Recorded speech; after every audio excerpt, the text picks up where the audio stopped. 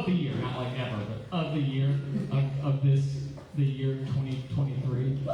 Yeah, so we've got our list filled up in 3 minutes. You guys are pretty eager tonight. So let's get started then, right? First reader tonight is Jason.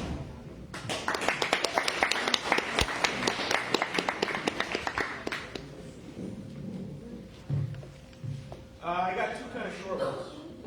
This first one is about writer's block. There's a poem I want to write, but the motherfucker's running from me. And I have looked in all the usual places. The park, my bedroom, the last can of the six-pack, hour 2 of a 3-hour drive. The motherfucker's running. When man was young and poetry not even conceived, hunts were guaranteed by persistence. No matter how many spears a quarry dodged, after 12 hours of terror and pursuit, anything would collapse. Gasping, racked with spasms, innocent surrender, walk up and slit his throat. But the motherfucker's running. Nobody told it. It doesn't know. It's just going to die tired, somewhere it doesn't recognize, reeking of sweat and piss when I loom and offer final mercy. And what a trophy I will have won to drag a long way home in the morning.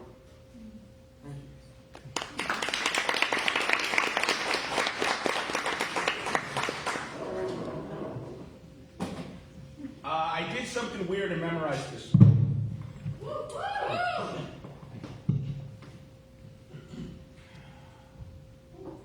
I am kneeling by my bed like my mother taught me. Head down, hands clasped. There's no crucifix in sight, but it's the thought that counts. I've washed the bed sheets. They do not remember you. And would that my heartstrings were woven into such forgetful fabric. What is our love but a shittier Christ? Anointed in oil, impressing rabbis and elders baptized by a river, dead and entombed. How many times must I count the calendar in threes while seeing the stone unmoved, while knowing the grave is full?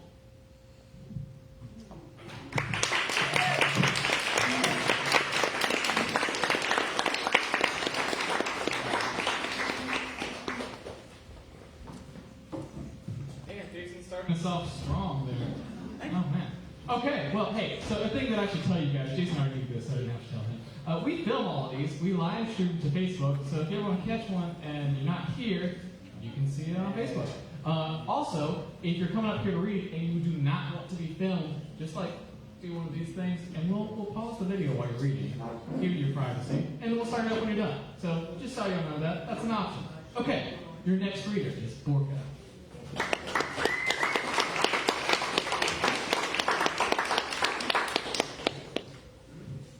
Yearly poem to my cats.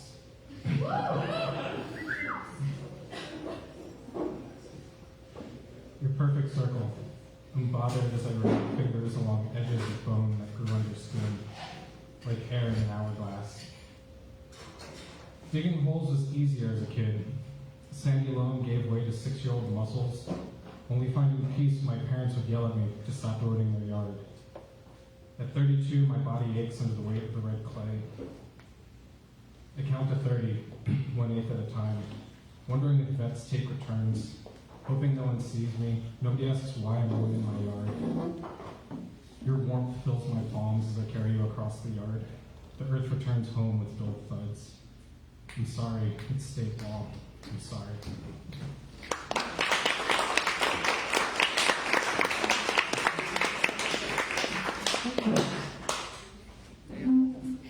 That's Borka, and when he's not trying to make me cry, he's keeping time over here.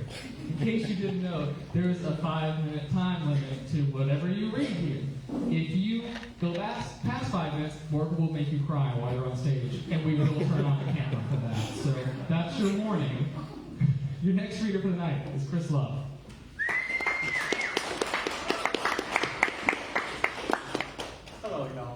my first time reading here. I've been here twice to watch poetry previously, and this poem is inspired by two of the poems that I watched the first night I was here. So that's the story behind this. Are you alive? This is a poem in progress as I come up with more questions to decide. Are you alive? How do you decide? Do you live dangerously? Do you choose safety? Are you alive? How do you decide? Do you put yourself out there? Do you choose to hide? Are you alive? How do you decide? Do you make change, or do you accept anything? Are you alive? How do you decide? Do you feel powerful? Do you feel weak? Are you alive? How do you decide? These questions don't matter. You decide. You are alive.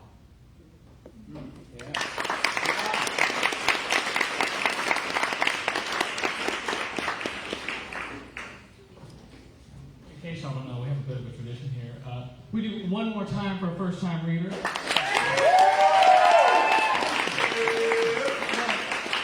We're getting some good first-time cheers tonight, which is good. I like that. So, an important thing I should tell you about that may be relevant if it's the first time. We publish an anthology every year. If you read anything here, we'll publish you. So you can submit up to 3 pieces. You got 3 more days to do it, though. This is the last open mic of the year, and you have to have read something here to do it. And it has to be, whatever you submit has to be something you've read here. So we'll give you the information about that afterwards if you want it. But if you've done anything, submit. And here's one other thing.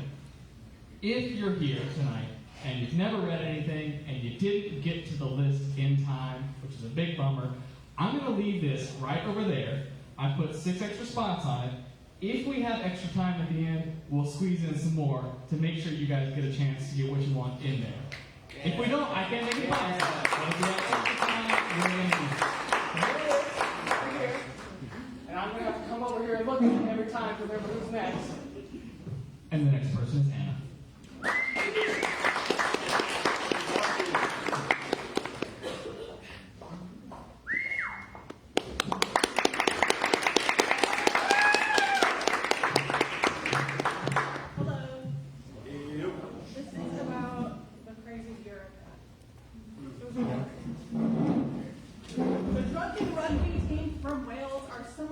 Unforgettable folk I've met this year. Draped in outlandish floral prints, they bellow out Christmas hymns in June. Don't they know it's Christmas time? Their voices cry out through the Edinburgh bustle. A sense of camaraderie I could only dream of in the U.S. The people of Scotland are so kind. We sang, we drank, we embraced. They wanted to buy me drinks and take me home. There are no strangers in a Scottish pub. I miss them, but not near as much as I missed you. I met you on the anniversary of my trauma, the worst day of my life transformed into the best. How wonderful you were to me, how beautiful. You were my anointed angel, perfect in all your ways. I looked into your eyes and thought, this is too good to be true. I had a dream, you told me you loved me. That's how I knew it was a dream. Surrounded by faces I had never seen and would never see again, still I felt less a stranger in London than anywhere in the world. I sometimes think I too was interred deep within the walls of an ancient church and am scrambling to be freed again. There is nothing left for me here. My soul left this earth 400 years ago, and all I can do is mourn for its remains. A desolate spirit with no rest in sight. I have everything, yet nothing to give. I have no tears left for this, and for you, and you, and you, like a pillar of clouds, a pillar of fire. Your face shone through the salty fog in my eyes. It poured from my heart and rained down my face. It hadn't been this bad in years. I had decided how I would do it, where and when. I was enveloped in a darkness so thick and impenetrable. Hope seemed just a silly concept that poets write about. But you, my rock, my beacon, my solace and savior, broke my devastating fall. I thank God for you. Do you know that you deserve the world and more? You are so filled with love and light and beauty. You are the very thing a poet could pray for and a muse, but a man's words fall short of the praise you're due. The most ambitious of epics, with metaphors tangled, intellectual, and complex, and melodic lyrics that soar above the tops of the highest heavens, invoking all the gorgeousness and metaphysics in our universe, cannot begin to encapsulate even a sum of your worth. On the 8th day, the Lord created you, the very best of all his works, and my true reason for staying. I thank God for you. And you, after a sweltering, stinky stroll through the cemetery, I stumbled into your arms. God knows I was on a poetic bender that night. Bars, brooding, burials, malts, meters, memorials. The room was spinning from lines and liquor. Intoxicated from my own thoughts of doubts and death, it was yet another dark, drunken night. But you, I hardly remembered you. Now I'll never forget you. I would return to the cemetery, and this time not alone. I introduced you to my spirits. I know they know our names, for they are written on the walls that hold so souls and contain such great stories that will long outlast us both. Let us become one of them. See how I love. I want to rip my heart from my chest and give it to you whole on a platter, silver and gleaming as the moon we first kissed beneath. I want to run my fingers through your hair, bright as a supernova, those explosions in the sky. My dear, the very stars themselves are healing and dying, for they cannot burn as bright as you. I want to pledge my mouth hard against yours. You look great with my lipstick on your face. Blessed I am with the constancy of the sun's searing light, enduring and everlasting. Don't think I will give up on you so easily. I want to hold you close to make your pain go away. If I can make everything okay, I wouldn't have a heart's beat. I want to tell you I love you. Is it too soon? Such people and places, the culmination of my 23rd term around the sun, have inspired me more than any text I could get my hands on. I see the muse, herself, himself, itself, standing before me, beckoning onto another verse, another rotation. Damn. What a crazy fucking beautiful year I've had. Thank you.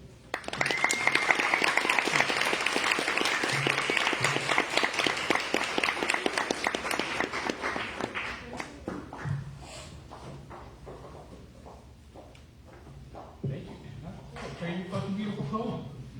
Oh, man. So I have to tell you things in between each of these. I'm trying to keep it short to make it actually be fun. But I mentioned we have anthologies we do every year. If you'd like to check out some of the old ones or buy some, we have a cart right there. Its name is Rolling because it rolls. We're clever here. We have poems.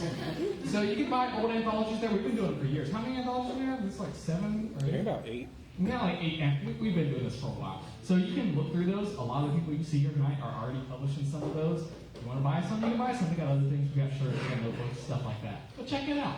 Your next reader for the night is Grace Ellis.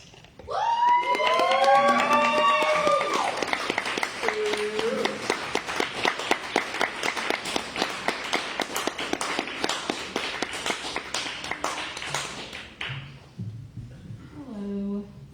Let's read some poems about divorce.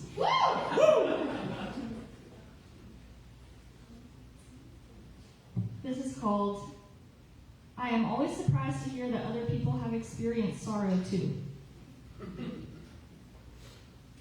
Aren't you? Isn't it easier to think you are the only one? This year, I sit across from a man I thought would love me until my dying breath and realize he never has. At least not in any way that would be enough for a lifetime, enough for a woman as ravenous as I am. I sit across from my mother and watch her receive the news of my successful uncoupling, the very privileged term I have assigned this breakup so that it is its own affirmation. I have not failed. I have not failed. I have not failed. This year, I sit in waiting rooms and hear the success of my body. I hear the failure of my body. I hear words like autoimmune and kidney stones and calcification and genetic testing and medical trauma. And let me tell you about my daughter's sunflowers, the last of which a nurse whispers tenderly to me when the doctor has her hands inside me and I am crying and it is not over yet. I hear someone asking if I am okay, the trauma. She is trapped under odds and ends and clear tape. I am not ready to unpack her yet. The world has been on fire longer than I have been alive, and this year, my son can read, can ask, what does that mean?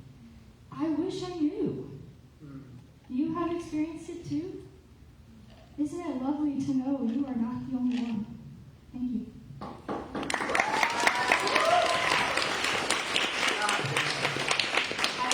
I'm usually not nervous. I'm so fucking nervous. I mean, it's gonna be some good shit. People talk about this being their church, and if you've heard anything that I've read here, you know that this is my church. And this year I got divorced, so this is called a happy marriage. I am 23 and falling. They tell me the landing will be soft, will answer all my questions. That tender certainty never comes. Does he like me? 10 years later, and I am still asking. My children ask for me, and I am wandering in a desert somewhere. I am home in time for dinner always. I can live this life with my eyes closed. Open, they are burning. Everything hurts deeply and for days on end, like when the cancer grew inside my bones, and to save me, they cut me apart, put me back together with metal, make me unfeeling, please. In an alternate universe, the Tin Man leaves his heart in Oz. In the hands of the wizard, there is no blood and everything is cold, and he walks home creaking. When the door opens, it is quiet. Dinner is on the stove. Children sit somewhere like wax figures. A woman drapes over a chair like a blanket. She is not breathing. Her eyes are open. Thank you.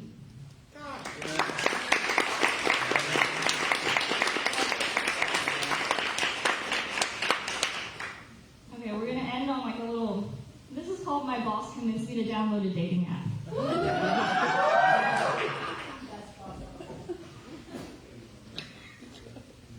We are both getting divorced.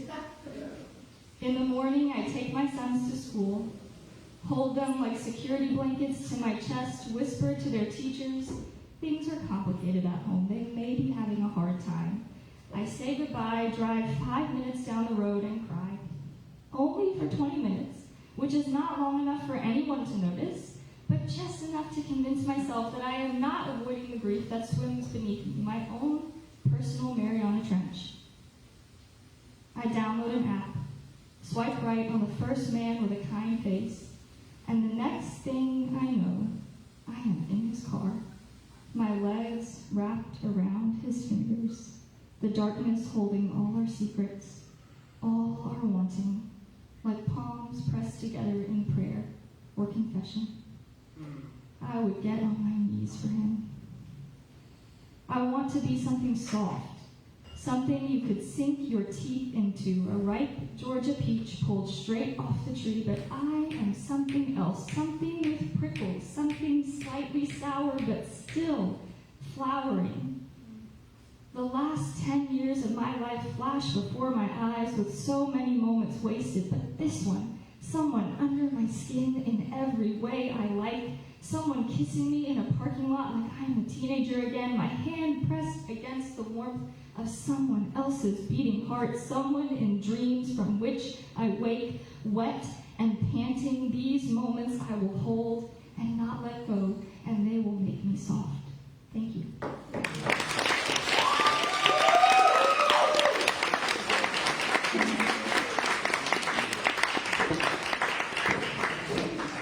Damn, y'all bringing the heat tonight. Come on. Everybody's got fire and shit.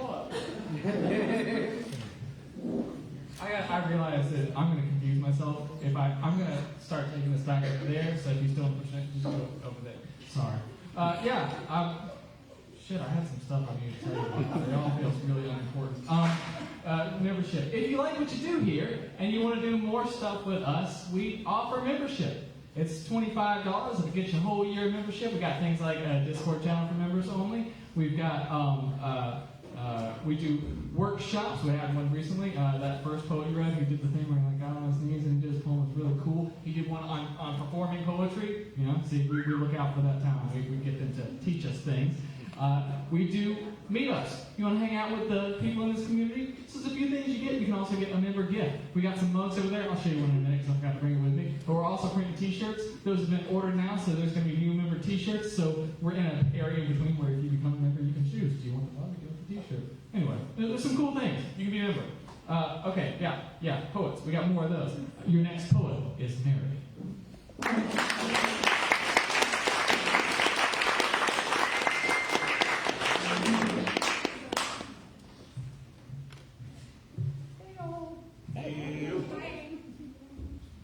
This is my first time reading too. First?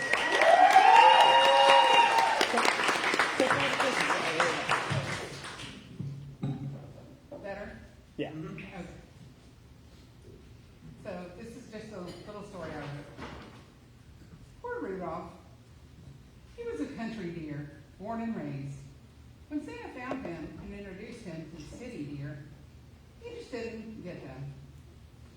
They talked too fast, they moved too fast, they played games he'd never heard of. They tried to indoctrinate him into the city life and their reindeer games, but he tried to change the games or play them wrong. They didn't get him, he didn't get them. Then came that foggy Christmas Eve, when they had to surrender the reins to Rudolph for the good of Santa and the children and themselves.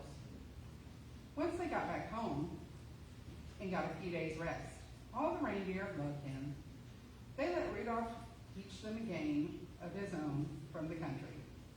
They all loved the game, and they patiently taught Rudolph to play one of their games too. And this time, he won the prize.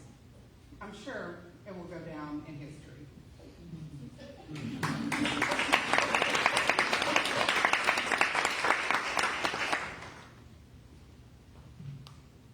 The gray. It is between the black and white. It is between the lies. The one we are afraid we are. The one we think we are. The who we want the world to see. It's in the sweet spot.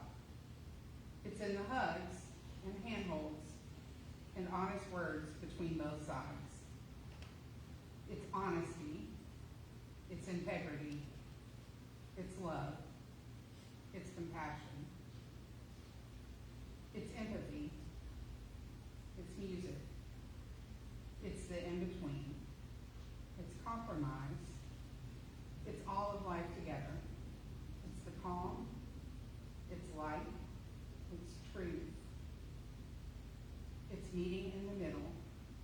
It's in between the lines. It's gray.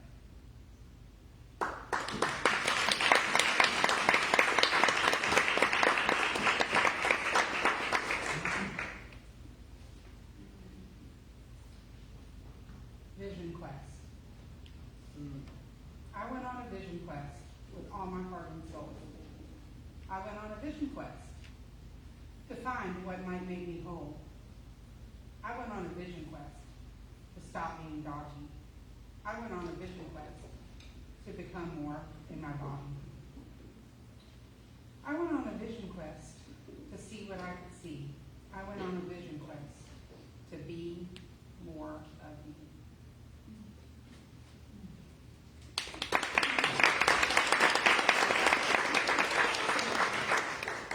Growing old, growing young, growing up. She sits in her comfortable recliner massage chair. She struggles for the energy to do other things. There is plenty of time, yet no time at all. She hurries to get ready. She's already late. Not enough hours, not enough days. Once she gets there, she relaxes and realizes it's just enough for her to be here visiting with her family, talking about their week, playing cards, telling old stories.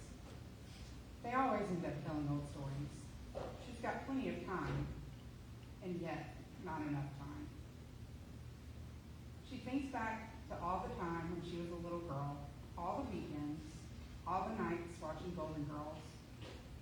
all the meals she cooked for her, all the Easter dresses, all the Christmas presents, all the plays, all the hugs, all the time and things.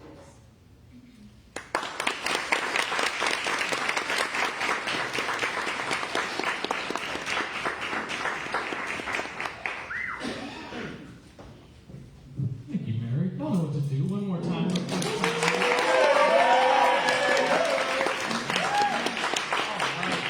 Yeah, so, damn, I left it over.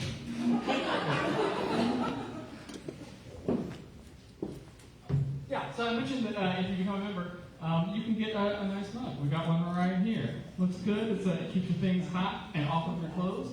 And if you don't want to get this, if you become a member, those t-shirts, which I just ordered, they're going to look kind of like this. Black t-shirt with a white logo, but it's going to be the circle logo this time. We like that circle logo. We do sell other t-shirts, but only the members can get the black t-shirt. Those are very special, so everyone will see you look pretty special. So, yeah, if you're interested in that. Or if you have become a member and you have not yet picked up your member gift, come call out me afterwards and we'll get that sorted out. Okay, your next reader is Shama Patel.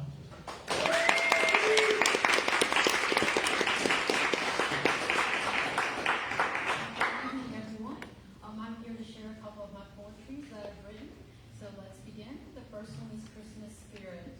Rosy cheeks, white cottony beard, his spirits filled with Christmas cheer. Ho, ho, ho is his favorite phrase that's said around the world on Christmas Day. Cookies and milk were packed for the night. Set the mist, have a safe flight. O Donner, O Blitzen, O Rudolph he called. Up, up and away, and Merry Christmas to all.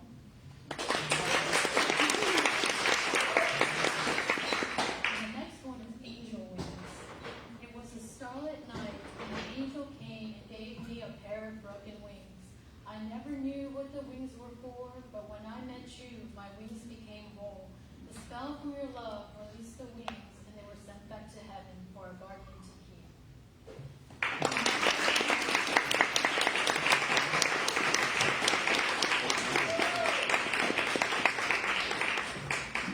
Is it your first time reading this? Yes. Okay.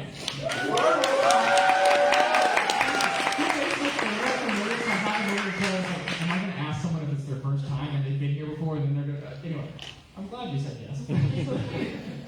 Oh, man. My anxiety. There it is. Yeah. So, let's say that, you're like, what, I'm already a member, or I don't know if I want to be a member, but I like what these guys are doing. Well, we are a 501c3 nonprofit, and that means we don't make money. We don't profit. So what keeps us going is you guys. And, we get that little fee for membership. That helps. But we also take donations. We got a bucket here with some geese. If you want to feed those geese, you can just put something in there. And you can make like a goose noise or something if you want. I like to make those. It's very satisfying if you want to do that. You can also, on the website right there, and you see it right there, you can donate online if you want to do that. But, you don't have to donate. Don't feel obligated. But if you got that little bit extra, it helps us out. Okay, I'll stop talking about your money now. The next reader is Anna Ray? Anna Ray. Thank you.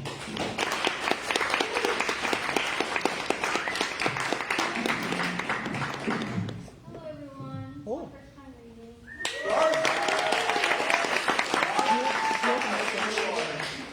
This is called Homebrew. I can't quite recall the moment Mom left. I can remember the many times before this, so I never thought this one would stick. I can remember the midnight moon pulling through the windows, and how I had noticed the stars that night, and I thought they'd gotten dimmer, or maybe just further away.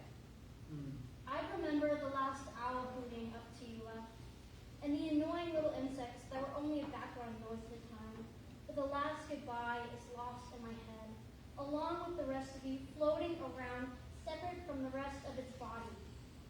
I wonder if it'll ever come to the conclusion that it's been left high and dry. I also sometimes wonder if I tilted my head to the side, would it all come slouching out my ear? Is that the release, the drain being unplugged? To be conjoined together so that then I might finally remember what it's like to be held in your arms close to your beating heart and your delicate skin that always made me want to melt into you. I remember how it started thinning out over the years. And sometimes I remember the burn of my scalp I never really minded, because at least I'd won over your attention that day. If you hated your body, maybe I should too, I thought. As I grew and my skin would stretch like dough, as it was supposed to, I realize that now, for I am homebrewed. Thank you.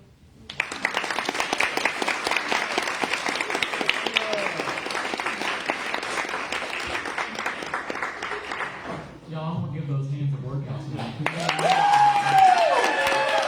Thank you so much for coming. You got 4 already tonight? Yeah. How are y'all hearing about? Well, I've seen you guys here a couple times, but like, tell us afterwards how you're hearing about us, because we want to know what's working. You know, we like getting the word out there. What else to say? Oh yeah. So as I mentioned before, if you read at our open mics, you can get published in our anthology. So all you first-time readers out there, if you want to get published, put your anthology. Come talk to us. We'll give you the details afterwards. It's pretty easy to submit. But yeah, it's a cool chance. You can buy a book and give it to your family and friends. Like, look at this. I'm like official and stuff. Anyway, yeah. So your next reader is not a first-time reader, so you'll get a little bit of a break here. My Webster.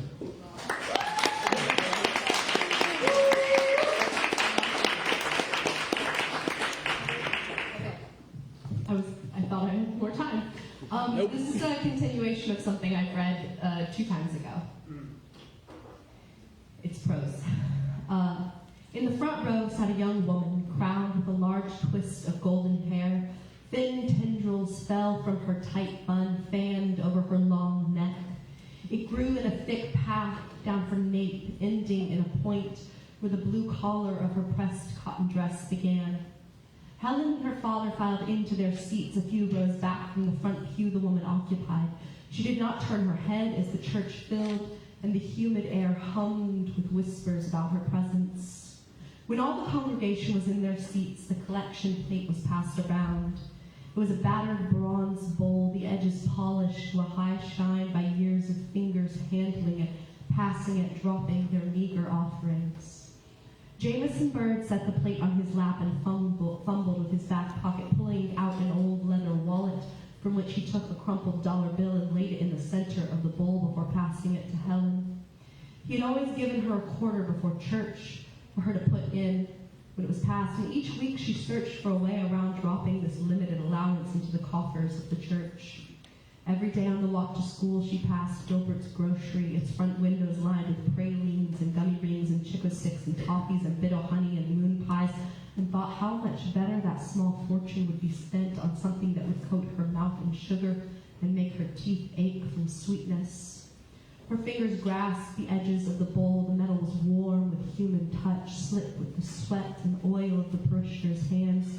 She turned to hand it to the woman next to her, and nudging her fingertips forward before hers could meet the rim, let the offerings fall onto the ground.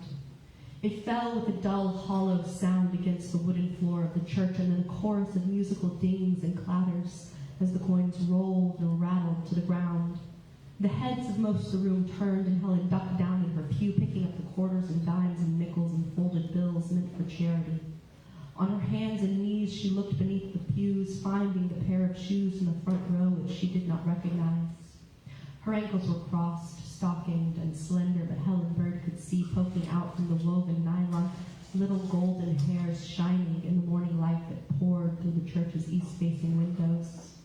Helen's mouth began to water, saliva welling up in the space between her tongue and teeth, a rush of it coming forth from the back of her throat. She glanced up, saw her father looking away from her, grimacing and smiling sheepishly at his neighbors, and shoved a few coins into her pocket. Her fist was too forceful with the fear of being found out, and Helen heard a small ripping sound as the seam tore. She finished restoring the money to its bowl and placed it in the woman's lap, slid back into her seat, keeping her eyes lowered as the service began. The beautiful preacher came out at his podium, eyes flashing fever bright. Well, now, y'all, before we get started, I'd like to introduce you to a new addition to our congregation, and a new addition to this lovely town y'all have welcomed me into. Darling, can you come on up here? Helen's eyes darted up. The woman in the front pew stood and walked to stand next to the pretty preacher. Everything about her was round. High apple cheeks, soft chin, button nose with a slight bulbous bump at the tip, big blue orbs that bugged out from her face. This is my wife, Mary. He kissed her cheek and her pale neck flushed with red blotches. When his lips left her skin, she reached up and touched the spot with the tips of her fingers. The gesture appeared almost involuntary. She held it there a moment, eyes downcast and unfocused. Her forearm glowed gold, covered in a thick layer of hair the same shade as that atop her head. Thank you, darling. You can take your seat again. Mary snapped out of her reverie and returned to her pew. The sermon continued, and Helen kept her gaze fixed on the back of that woman's neck, who every now and then would tuck a strand of hair behind her ear or wipe sweat from the back of her neck. And once more she would get a glimpse of those thick, furred arms, see how the hair thinned at the wrist and fanned out across the hand, how it grew in patches on each knuckle. Helen's mouth began to water again. Her lips parted slightly, her pink tongue moistened them. Her skin shivered in the heat pools of sweat forming under her armpits and behind her knees, tickling as they trailed down her calves. The pretty preacher and his wife beneath the willow tree, Helen between them, their fingers barely touching, their legs brushing between the high grasses. The preacher and his wife standing above Helen as she lay, their gold bodies ringed in sunlight, he copper bright, she pale and polished and hammered thin. Helen wanted to press forward on her foot, to shake, to release that trembling trap beneath her stomach. The preacher and his wife bending down to her, reaching out to her. Helen's tongue slipped further from her mouth. The bit of spit on her lips felt good, cool in the dense heat of the church. His wife would grasp her hand, pull her up. Helen's head would dip, lips parted. What would that hair feel like beneath her tongue, silk soft and fine? The striations of the strands tickling the pink, wet muscle, the salt of her skin and sweat would release into Helen's mouth. She was sure she would smell warm and clean, like skin after it had spent too long in sunlight. Thank you.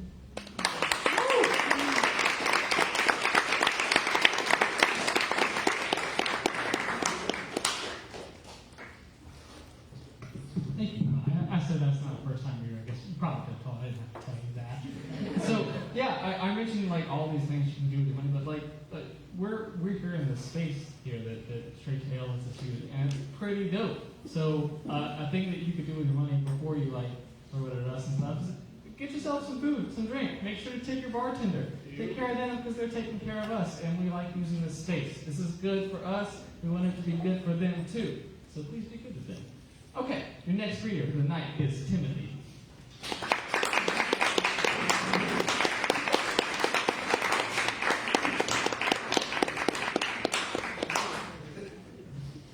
Good evening, everyone. Good evening.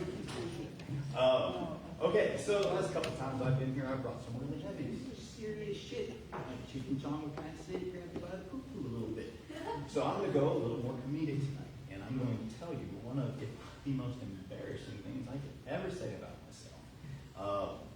I hope it's funny, because if it's not, I'm going to have to work on my comedy. I think it's hilarious. So I just bought a house a few months ago. I'm a homeowner, which is pretty crazy and kind of cool.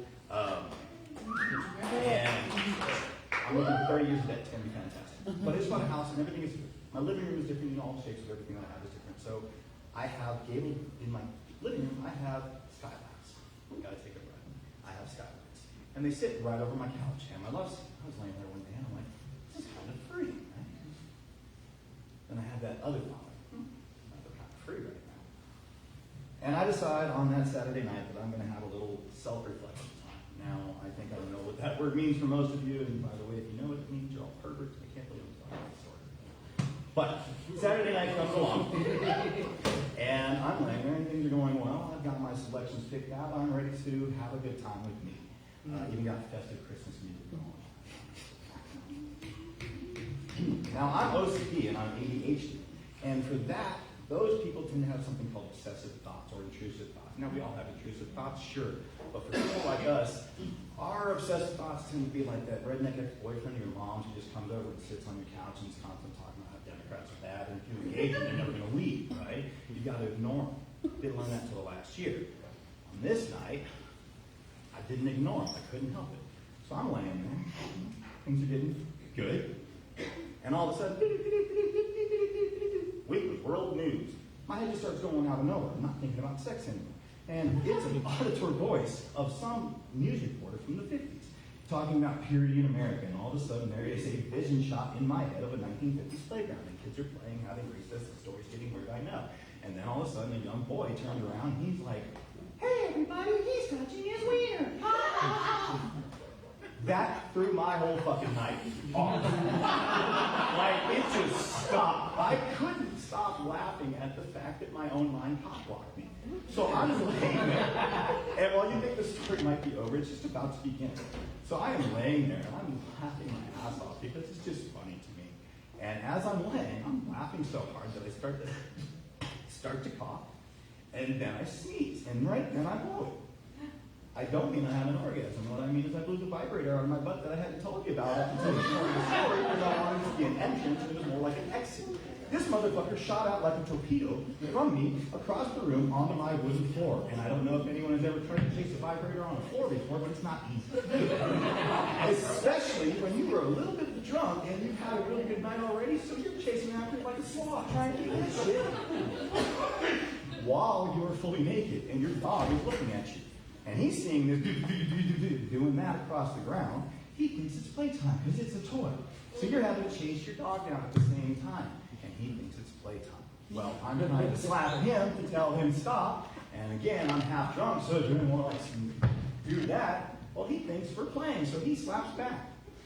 Motherfucker Pecker slaps me. I'm butt naked, and he just German Shepherd cockpaws me as hard as he can. I drop to the ground, knee, elbow, it hurts. I'm laying there, and three things are happening. One, this story's pretty funny. Two, I'm watching the vibrator now dance its way back towards me. I didn't even have to chase it, it just circled back on me because it seemed like wounded. And three, in the background, I hear, "Christmas, Christmas time." So that's my story. I hope it was funny for you, because that moment just was fucking hilarious for me. And I love that that's like one of my first new memories of my house. But I read something recently that said don't be afraid to embarrass yourself, and I don't think I could get any more embarrassing than that, because y'all just knew a whole lot about this one body. But hey, hope you had a Merry Christmas. I love the fact that there's so many new people here. You're totally right about that. This is one of the coolest things I ever get to do. And come back, because we love seeing new people. Thank you. That's it. That's it.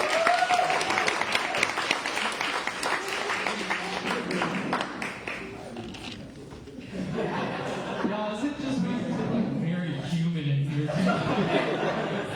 Man, so I mentioned we've got that anthology. You know, if you want to immortalize that moment, that's one thing you can do. You can anthology. Yeah, so I've got a whole list of talking points that I do this. I like remember to say all the things I need to say. And I got an order here, so I'm just going to mention the anthology again because it's a big deal. This is your last chance to do it. You got 3 more days after tonight. Submit to the anthology. Get your name in print. It's really cool. And then, you know, we'll have we do like a little release party when it comes out. It's like the yearbook signing. It's the best day. It's real cool. Yeah. Okay. Your next speaker is Elizabeth.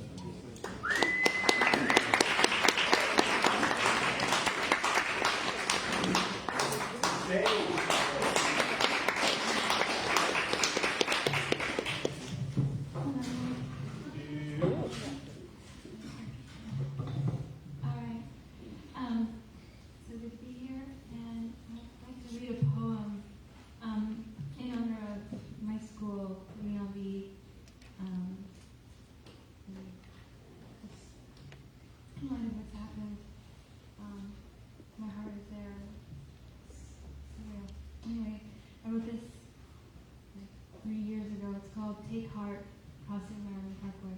Maryland Parkway is the street where UNLV is found. Passing through the 7-story Humanities building and on to catch a friend. Every person met a house of worship, every lover evangelical in their love. Passing along the deep-set promenade that floods in the monsoons every other decade. Born archaic, there is no lack of zeal to sing songs for later sorrow. These scrolls, holding entrails or manuscripts, carried in the body, not unfaithful, faithful to the letter of their law. I was born a lot of ways. I was born like this. Words written in sinew, stars, and straw. The forced labor of first impressions. Every person on Maryland Parkway wonders in their native language how to cross without waiting. The matter and the mystery and the time it takes to conceive, the time it takes to form from impact, to divide and multiply, the creative act inborn and awakened, is visible from the windows of personal libraries, were it not for the rote refrains appearing on the fog pane, sans consent. Who has eyes to see? Who has ears to hear? The bus passes on the other side of the street. There is a rally of seekers demanding signs, lyrical answers, not the questions that precede them. These words upon words issue from the mouth of the political scene, the simple machine, the pulley and the screw, the scriptorium of intellect ascribed not to what is professed as true, but to the inkwell of desire, saying, take, heart, be filled, find rest, a formula for the obvious, enough to transfix for a series of willing kisses or new moral codes, then pull the lever and pay again, to wheel around and pay again.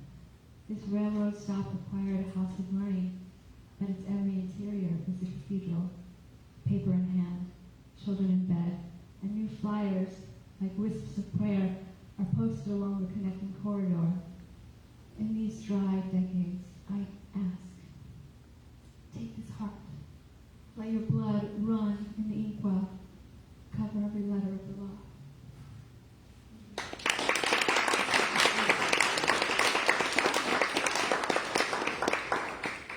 I'll share one more poem, but you had mentioned last time that I could say this, so I have a little chapbook, and if you want, you can buy one.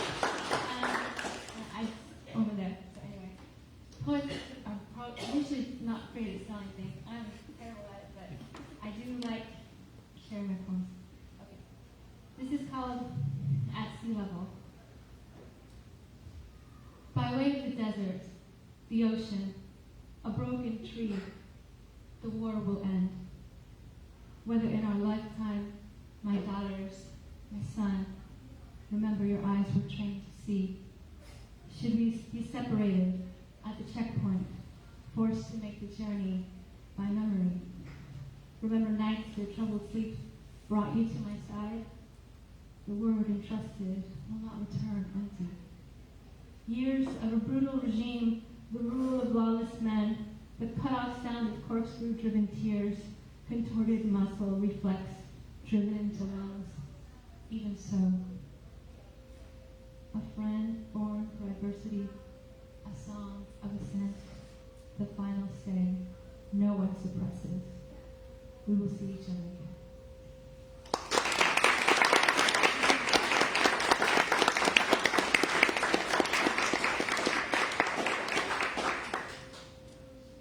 I'm putting on a damn emotional roller coaster. Yeah, that's poetry, man. That's why we come here. So if you hear somebody's work you like, talk to them afterwards. Make some friends. Like, it feels good when someone's like, hey, I like that poem you did, right? So talk to each other. And if somebody's got something for sale and you want to read more of it, support each other. It's hard to make money with art. Help people make money with art. Okay.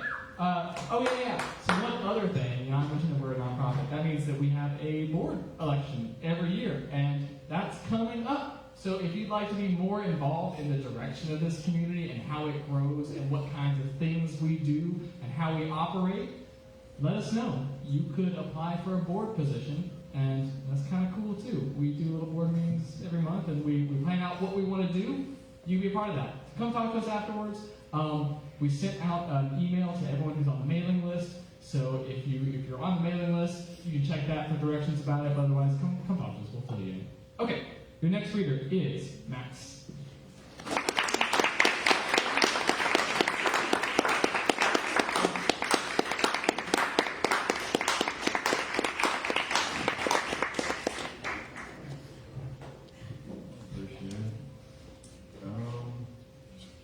Yeah, I was gonna say something cool before I did this one, but I don't want to anymore, so I'm just gonna spit it. They ask if I'm depressed, sure, and I don't want to depress you, but it's hard to fathom how deep the pressure goes. These things tend to happen when you jump into the deep end. How long until you reach the surface again? Well, that depends on how far the land expands, washed up with sand clutched in the hand. Some say the only way to hack it is to log on. First say be damned to all that would seem to hold anything back, while the computer fuels the idea that only it can find the best matches. But the trees themselves breathe life into the world, divided up into fractions of earth that ignite through the night, creating light for days to come. But both can really burn the world to ashes, falling from the sky with the appearance of snow, but hot as an inferno. Some of the lost try to find the way by the light of a burning bush, but move reckless. Neither George nor Jed are masters of pyrotechnics. Before the devil knows you're dead, the savages in the head will look for more space to fill, seeing more half men, half boys who get stabbed from the needles, hidden in the haystacks next to the track, torn up by the... It was too far.